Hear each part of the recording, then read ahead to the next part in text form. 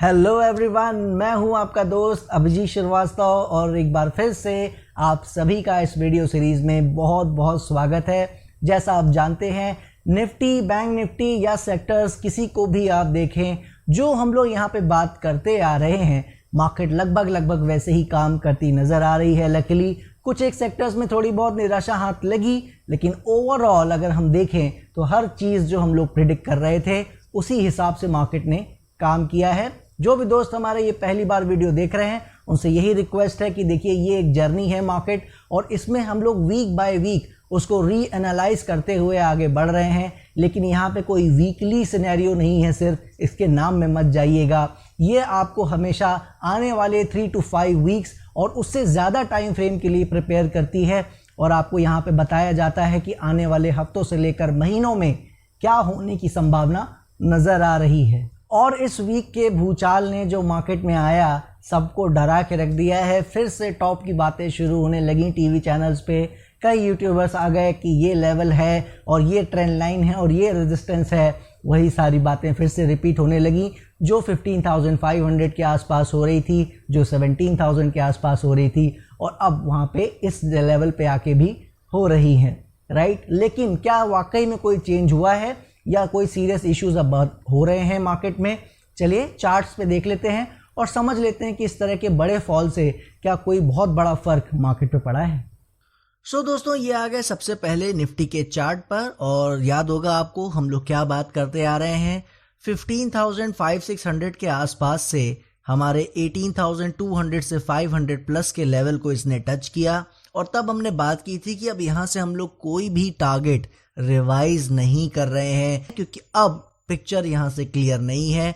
Correction का area ये है, चाहे 18,700, 800 का भी हाई लगा ले, मगर इसको करेक्शन यहाँ से थोड़ी बहुत करनी चाहिए। बाकी करेगा या नहीं करेगा उसकी क्लैरिटी हमें नहीं थी, मगर लास्ट वीक ही हमने आपको बता दिया था कि ये करेक्शन की शुरुआत कर दिया है इसने, हमारे रेजिस्टेंस एरिया को ट्रिगर कर दिया है। सो इसलिए अब मान के चलना पड़ेगा कि ये करेक्शन कर सकता है और भी। और उसके लिए हमने ये बात की थी कि अगर छोटी करेक्शन करनी है तो उसे 17,800 के ऊपर ही करनी होगी, और अगर बड़ी करेक्शन करनी है तो फिर इस लेवल को इसे ब्रेक करना पड़ेगा, और तभी जाके ये 17,200 से 16,600 के एरिया में आ सकता है। क्या देखा आपने अभी तक देखा ये है कि ऑलमोस्ट टच किया है इसने हमारे लेवल को, और ब्रेक करने की पूरी लगभग सफल कोशिश कर ली है ऑलरेडी। हालांकि कैंडल वाइज आप देख रहे हो तो खुद ही आप देख पा रहे होगे, ढंग की कैंडल्स जो हमें डिसाइसिव चाहिए होती है एक ब्रेकआउट में, वो कैरेक्टर पूरी तरह से नहीं मिल सका है। सो अब इसे कैसे देखना चाहिए? देखिए, बहुत ही सिंपल सी बात है। अगर इसको नीचे नहीं जाना है तो यहीं से ये वापस आपको ऊपर चलता नजर आएगा। इसके नीचे बिल्कुल भी सस्टेन नहीं करता नजर आएगा। जो लो इसने ऑलरेडी लगा दिया है, क्या है वो लो? अभी लगा है 17,615 के आसपास। जी हाँ दोस्तों, तो ये जो लो लगे हुए हैं, इसके नीचे 15-20 मिनट्स भी रुक जाए अगर, तो फिर आप मान लीजिएगा कि कुछ गड़बड़ हो रही है। अब बिल्कुल भी सस्टेनेबिलिटी इन लोज के नीचे नहीं होनी चाहिए, और यहीं से इसको ऊपर चले जाना चाहिए, जिसकी क्लैरिटी मंडे और ट्यूसडे को बिल्कुल हो जानी चाहिए। मैक्सिमम ट्यूसडे लगेगा उसको जानने में, उससे पहले ये क्लैरिटी दे देना चाहिए। और अगर ये ब्रेक करता है, इस तरफ नीचे आता है, तो आप समझ लीजिएगा कि प्राइस में चाहे ये नीचे बहुत जाए या ना जाए, इस लेवल को ब्रेक करने के बाद टाइम ये थोड़ा ज्यादा फिर बिता सकता है। यानी कि एटलीस्ट हाफ ऑफ नवंबर ये इन्हीं एरियाज में 18,100 के नीचे ही आपको बिताता नजर आ सकता है, अगर ये लेवल ब्रेक कर देता है डिसाइसिवली तो। सो इन वन लाइन यही दो वेरिएशन है। यहीं से लौट जाएगा मंडे ट्यूसडे में तो लौट जाएगा, करेक्शन फिर जल्दी फिनिश हो जाएगी, और हो सकता है पॉसिबली नवंबर मंथ भी हमारे लिए फिर अच्छा हो जाए।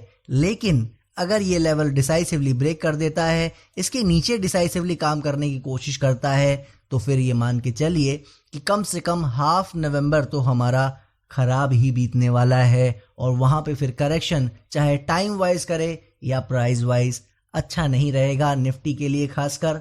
इन सब बातों से आपको लग रहा होगा कि कोई बहुत नेगेटिविटी आ रही है मार्केट में, लेकिन मैं आपको यहाँ पे क्लियर कर दूं, ये निफ्टी का व्यू है, याद रखिएगा। सेक्टर्स का क्या व्यू है वो हम लोग सेक्टर्स पे अभी चल के बात करेंगे। निफ्टी में थोड़ा बहुत हॉल्ट हो सकता है जो हम लोग पहले भी बात कर रहे थे, बस इसे डिसाइड ये करना है कि करेक्शन का साइज छोटा होगा, नवंबर मंथ हमारा अच्छा होगा, या करेक्शन का साइज थोड़ा बड़ा होगा और नवंबर का मंथ थोड़ा सा निफ्टी के लिहाज से खराब हो सकता है। सो जिसके पास ये पोजीशन है अभी भी मंडे ट्यूसडे के मूव को देखें। अगर ये मंडे को ही ऊपर निकल जाए बिल्कुल बने रहना चाहिए, और अगर ये लेवल डिसाइसिवली ब्रेक कर जाता है तो फिर फ्रेश पोजीशन सीकिंग में चाहे सपोर्ट बायर हो या ब्रेकआउट बाइंग करने वाले प्लेयर्स हों, फिलहाल लोगों को इससे दूर रहना चाहिए। और अब आगे दोस्तों बैंक निफ्टी के चार्ट पर क्या बोला था हमने लास्ट वीक, निफ्टी परफॉर्म करे ना करे बैंक निफ्टी में पोजीशन बना के रखनी है। क्या देखा आपने वहां से, एक ही दिन में करीबन 17-1800 पॉइंट का मूव इसने दे दिया। तो जिन्होंने भी पोजीशन होल्ड रखी बहुत ही शानदार हाईज करीब 41,800-900 के आसपास के हाई इसने लगा दिए, और उसके बाद से करेक्शन स्टार्ट हुई है।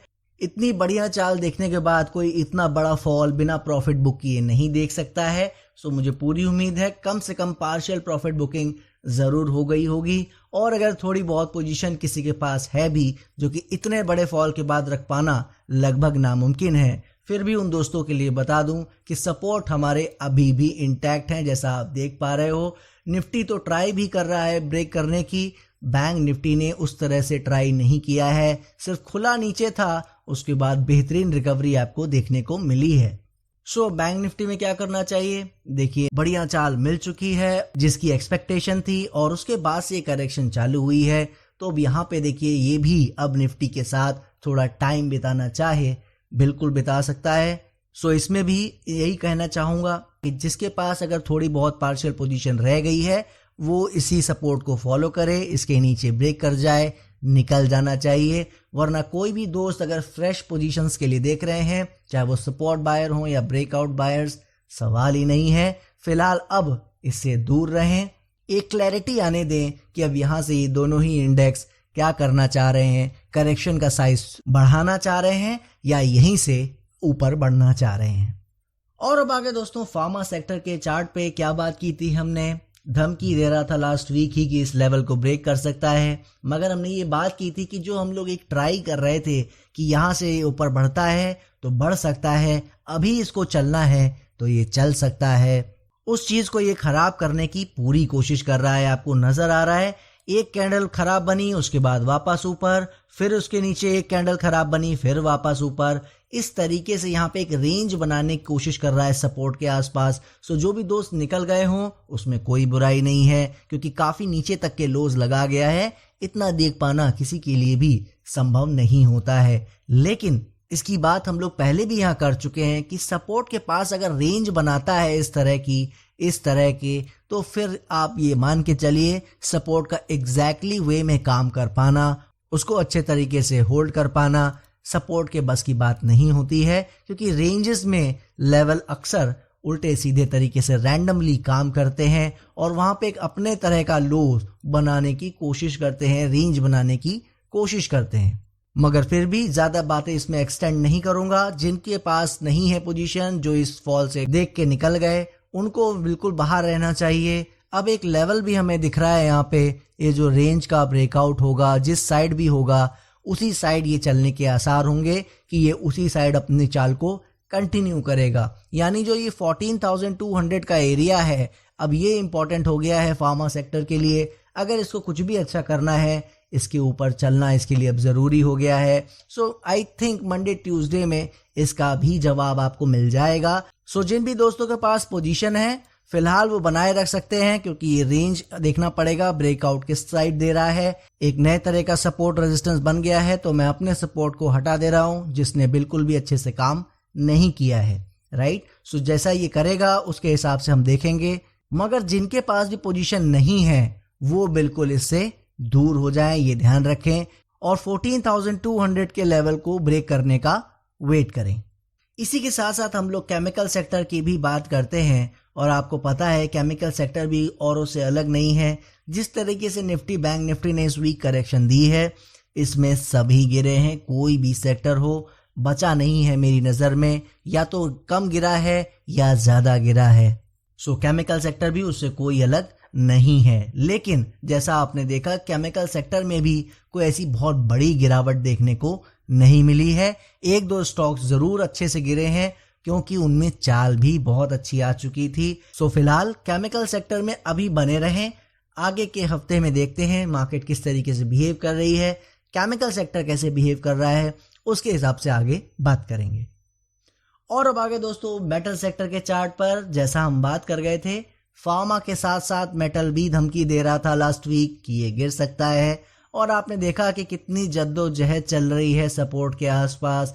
कोई क्लियर मूव इस तरह का अपसाइड का या डाउन साइड का इस तरह का मूव देखने को नहीं मिला है। सो कुल मिला के आप देख रहे हैं, फार्मा हो या निफ्टी हो या बैंक निफ्टी हो, मेटल भी वैसे ही काम कर रहा है। किसी तरह का डिसीजन दे के नहीं गया है इस वीक। सो इसलिए इसमें भी मैं ज्यादा बात नहीं करूंगा। यही कहना चाहूंगा, मंडे ट्यूसडे देखें यहां से कैसे बिहेव कर रहा है, क्योंकि इन्हीं 2 दिन में मेरी नजर में इसका भी फैसला हो जाएगा कि ये यहां से अच्छा करने के मूड में है या ये भी अपने करेक्शन को एक्सटेंड करने के मूड में है। राइट। सो फिलहाल इसने तो वैसे भी सपोर्ट ब्रेक नहीं किए हैं, बनाए रखें पोजीशन। इसने बहुत अच्छे तरीके से अभी तक सपोर्ट होल्ड कर रखा है। सो इसमें अभी किसी तरह की प्रॉब्लम नहीं है। और अब आगे दोस्तों एनर्जी सेक्टर के चार्ट पर, और आप देख रहे हैं जो करेक्शन ये चल रही है, इसकी बात तो हम लोग लास्ट 1 to 2 वीक से करते आ रहे हैं कि भाई इतनी अच्छी चाल दी है, करेक्शन बिल्कुल कर सकता है। करेगा या नहीं करेगा उसकी क्लैरिटी हमें यहाँ पे भी नहीं थी, मगर इसने अपना करेक्शन का कोटा पूरा कर लिया है मेरी नजर में।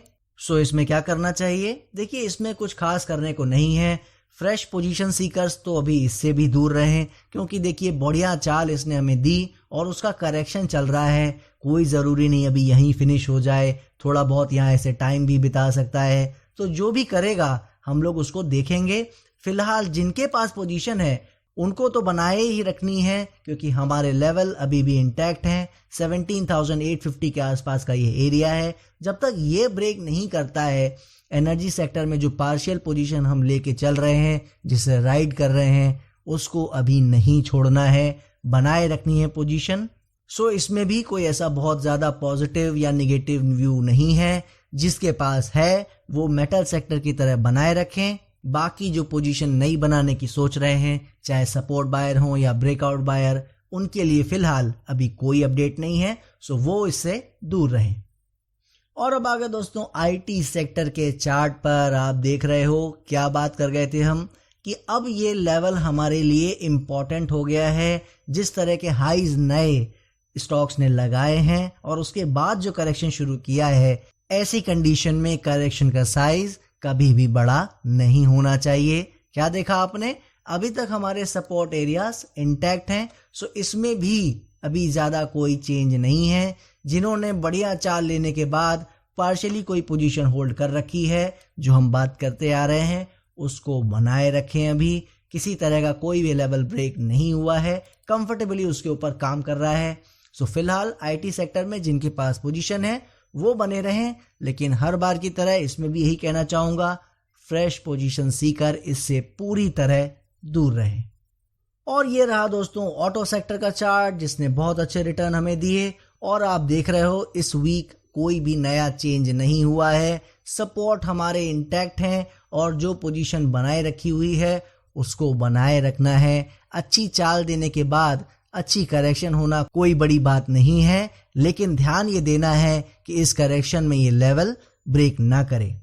सो ऑटो सेक्टर में भी यही कहूंगा, जिनके पास पोजीशन है बनाए रखें। फिलहाल कोई प्रॉब्लम नहीं है, लेकिन जो फ्रेश पोजीशन सीकर्स हैं वो इससे दूर रहें। ये रहा अपना एफएमसीजी का चार्ट, जिसने ऑलरेडी लास्ट वीक ही हमारा लेवल ब्रेक कर दिया था। सो इससे तो हम लोग ऑलरेडी किनारे हो गए थे और ये बात की थी कि इतनी बढ़िया चाल देने के बाद इसने करेक्शन का साइज बढ़ाना जरूरी समझा है। सो जब तक कोई क्लैरिटी अब नहीं आती तब तक फिलहाल हम इससे दूर रहेंगे। तो किसी भी तरह के प्लेयर को किसी भी तरह की पोजीशन ना फ्रेश बनाने की कोशिश करनी चाहिए और ना ही किसी के पास पोजीशन होनी चाहिए। और अब आगे दोस्तों फाइनली पीएसयू बैंक के चार्ट पर, और क्या बात की थी हमने, आपको जरूर याद होगा कि कोई भी सेक्टर अब यहां से अच्छा करे या ना करे, एक यही सेक्टर ऐसा है पीएसयू बैंक और बैंक निफ्टी जिनको अच्छा करना चाहिए, जिनसे हमें काफ़ी उम्मीदें हैं। क्या देखा आपने? जहां पे इस वीक सभी सेक्टर के स्टॉक्स नए नए गोते मारते नजर आए, डाउनसाइड करेक्शन बढ़ाते नजर आए, वहीं पे बैंक निफ्टी के साथ साथ पीएसयू बैंक ने भी नया हाई लगाया इस वीक, उसके बाद करेक्शन स्टार्ट की है। सो ओवरऑल जैसा हम उम्मीद कर रहे थे, आउट परफॉर्मेंस बैंक निफ्टी और पीएसयू बैंक दोनों ही कर रहे हैं। मगर अब सवाल ये है, क्या ये आगे भी आउट परफॉर्म करेंगे? देखिए, अभी इस सवाल का जवाब देना मुश्किल है, मगर मैं यही ज़रूर कहना चाहूँगा कि जिन भी दोस्तों ने बाय किया है, एक भी पैसे का शेयर अभी बेचने की कोई जल्दी नहीं करनी चाहिए। सपोर्ट ये लगा हुआ है 2580 के आसपास, आप देख ही रहे हो, अभी उससे काफ़ी दूरी बना के रखा हुआ है। अच्छे से करेक्शन ऊपर ही करता नज़र आ रहा है, जैसा हमने बात की थी कि शायद इस एरिया में ये ना आ सके। सो मुझे लगता है इसमें भी मुझे यही कहना पड़ेगा कि नेक्स्ट वीक की जो परफॉर्मेंस है ओवरऑल मार्केट की, वो इसका भी फैसला कर देगी कि पीएसयू बैंक यहाँ से अपने करेक्शन को बढ़ाने के मूड में है या यहीं पे अपना करेक्शन कंप्लीट करके ऊपर जाने के मूड में है। सो इसीलिए जिन भी दोस्तों के पास पोजीशन है बिल्कुल बनाए रखें। फिलहाल अभी कोई प्रॉब्लम पीएसयू बैंक में नहीं है। सो ये देख लिया आपने सारे चार्ट्स। चलिए जल्दी से इसे समराइज कर देते हैं आपके लिए। निफ्टी की बात अगर सबसे पहले करें तो आप इस चीज़ को पहले याद कीजिए, ये मैं थोड़ा पीछे आपको ले जाना चाहूँगा। जब से हम लोग 2021 जनवरी से वीडियोस बना रहे हैं, तब से हम क्या बात करते आ रहे हैं। आप टेलीग्राम की बात छोड़ दीजिए, क्योंकि कोरोना फॉल के टाइम से 8000 लेवल से वैसे हम लोग बाय करते आ रहे हैं और टारगेट्स देते आ रहे हैं। लेकिन अगर स्पेसिफिकली मैं वीडियो सेक्शन में भी आ जाऊँ, यूट्यूब पे भी आ जाऊँ, तो 2021 जनवरी से हर वक्त हमारे पास एक रिवाइज टारगेट रहा है। हमेशा हम लोग हमेशा नए नए टारगेट्स देते आ रहे हैं। जब 15,500 पे रुका भी था, तब भी हम ये कह रहे थे कि करेक्शन ही है, ये थोड़ा टाइम ज़्यादा लेगा, कम लेगा, मगर करेक्शन फिनिश करके ऊपर ही जा रहा है। कोई कितना भी जोर लगा ले, गलत और सही सब हो सकते हैं। देखिए, मैं भी गलत हो सकता हूँ, लेकिन मैंने आपको लेवल दिया था गलत होने का 14,100 200 के आसपास, और आपने देखा कि टाइम बहुत लिया, मार्च भी ऑलमोस्ट बिता दिया, मगर फाइनली वो ऊपर चला वहाँ से और हमारे दिए हुए टारगेट को अचीव किया। सो मोरल ऑफ द स्टोरी क्या थी कि टारगेट हमेशा हम लोग देते आ रहे थे। 16,000 के आसपास पहुंचा तो हम लोग ने 17,000 का लेवल दिया। 17,000 पहुंचने ही वाला था कि हम लोग ने 18,500 रिवाइज कर दिया। तो रिवीजन ऑफ द टारगेट्स होता रहा है यहाँ पे लास्ट 8 to 10 मंथ्स से। लेकिन आपने इस वीक क्या देखा, लास्ट 2-3 वीक से आप क्या देख रहे हो, जो मैं बताता आ रहा हूँ कि अब रिवीजन नहीं है, एक बार को हमें साइड लाइन हो जाना है और अब इसको देखना है कि कैसे बिहेव कर रहा है। और इसी का आपको नतीजा देखने को मिला कि वो 18,600 से ही नीचे लौट गया। हालांकि ऐसा ज़रूरी नहीं था। मैं हमेशा बोलता हूँ, सपोर्ट और रेजिस्टेंस एक रीजन होता है, एक एरिया होता है, ज़रूरी नहीं कि बिल्कुल एग्जैक्टली वहीं से लौट जाए। वो तो लकीली वहीं से लौट गया, लेकिन चाहता तो 18,800 900 तक भी एक बार को खिंच सकता था। तो अब इतनी चीज़ें हो गई। ये सारी भूमिका मैंने क्यों बांधी आपके लिए, वो इसीलिए बांधी कि हमें मालूम था ओवरऑल कि यहाँ से करेक्शन तो होना है, अब यहीं से होगा, 500 पॉइंट ऊपर से होना है। और जब करेक्शन इसने 2 वीक्स पहले शुरू कर दी, तब हमने बात की कि वो ट्रिगर हो गया है पॉइंट, वो करेक्शन वाला स्टार्ट हो गया है मामला। तो अब ये कितना चलेगा ये देखना बाकी है, क्योंकि देखिए इतनी बड़ी चाल इसने ले ली है, 3-4,000 पॉइंट्स डायरेक्टली दिया है, सीधी चाल मिली है निफ्टी में। तो अब इससे साइडलाइन रहना ही बेहतर है। और आपने देखा कि सभी लोग, अगर जिन्होंने भी इस बात को माना, निफ्टी से स्पेसिफिकली दूर रहे, उनको किसी भी तरह का नुकसान नहीं हुआ और उसमें करेक्शन हेल्दी होती नजर आई। सो इसमें क्या हो सकता है, जैसा हमने बात की चार्ट्स पे, कि बहुत ही क्लियर है कॉन्सेप्ट कि करेक्शन तो शुरू हो गई है, छोटी होगी या बड़ी, ये देखिए पहले बता पाना बहुत मुश्किल होता है। तो जब इस तरह की बड़ी कंफ्यूजन हो कि करेक्शन भी लग रही है, प्राइस भी गिरता दिख रहा है, सब कुछ तो सिनेरियो मैंने ही गिना दिए, तो होना क्या है फिर। तो ऐसे समय में हमेशा ये ध्यान रखना चाहिए कि वो लाइन याद करनी चाहिए जो मैं आपको हमेशा बताता आ रहा हूँ, सब लेवल, सब पॉइंट्स आप नहीं खा सकते, सब जगह आप काम नहीं कर सकते, और ऐसे समय में किनारे हो जाना, दूर हो जाना बेहतर रहता है। इसको एक बार माहौल को शांत हो जाने दीजिए, इस तूफान को थम जाने दीजिए। कितना लंबा चलेगा इसको ही डिसाइड करने दीजिए इन वन लाइन। कुछ भी होता है होने दीजिए। जब इसमें क्लैरिटी आएगी हम यहाँ आएंगे और बात ज़रूर करेंगे कि अब इसमें वो करेक्शन फिनिश होती नज़र आ रही है, क्योंकि संभावना छोटे करेक्शन की भी है और 3-4 मंथ्स के टाइम वाइज करेक्शन की भी है, इसमें कोई डाउट नहीं है। याद रखिए टारगेट हमने रिवाइज क्यों नहीं किया, वो भूमिका मैंने क्यों बांधी आपके लिए, इसीलिए बांधी कि टारगेट रिवाइज ना करने का रीज़न ये है कि कुछ तो इस लेवल में, कुछ तो इस एरिया में बात है, राइट। लेकिन क्या इसका मतलब ये है कि वो बहुत बड़ी करेक्शन, बहुत बड़े जो फॉल या कई लोगों के लिए जो क्रैश जिसको वो समझ रहे हैं आएगा, क्या वो हो सकता है? बिल्कुल नहीं। मतलब मैं उस कैंप में नहीं हूँ। याद रखिएगा करेक्शन हो सकती है। लेवल भी मैंने आपको डाउन साइड के मैक्सिमम साइड दे दिए हैं। 16,600 का एरिया मैक्सिमम साइड है प्राइस वाइज करेक्शन में। टाइम देखिए कोई नहीं बता सकता, मैं एटलीस्ट आज नहीं बता सकता, मैं टाइम का प्लेयर हूँ, लेकिन एग्जैक्टली उसको टाइम कर पाना मुश्किल होता है, राइट। सो जैसे जैसे चलेगा हम इसकी बात करते रहेंगे और इसको प्ले करने की कोशिश बाद में ज़रूर करेंगे। फिलहाल निफ्टी से दूर रहना है। और इसी के साथ अगर आप बैंक निफ्टी को भी देखोगे तो वो भी यही आपको बता रहा है। क्या बात की थी हमने बैंक निफ्टी में कि अभी इसमें और चाल मिल सकती है, ये आउट परफॉर्म कर सकता है। किया कि नहीं किया? करेक्ट, वो एक बढ़िया चाल दिया लेकिन वन डे में ही दे दिया। प्रॉब्लम ये है कि 1800 पॉइंट की चाल, आप सोचिए 4% के आसपास की चाल उसने वन डे में ही दे दी और उसके बाद से उसने करेक्शन का पॉइंट वो ट्रिगर कर दिया। इतनी बड़ी चाल के बाद अगर इतना बड़ा करेक्शन 7% के आसपास बैंक निफ्टी में हो तो किसी के पास भी पोजीशन होने का कोई सवाल ही नहीं है, किसी के पास होगा नहीं। आई एम श्योर कहीं ना कहीं प्रॉफिट ज़रूर बुक हो गया होगा।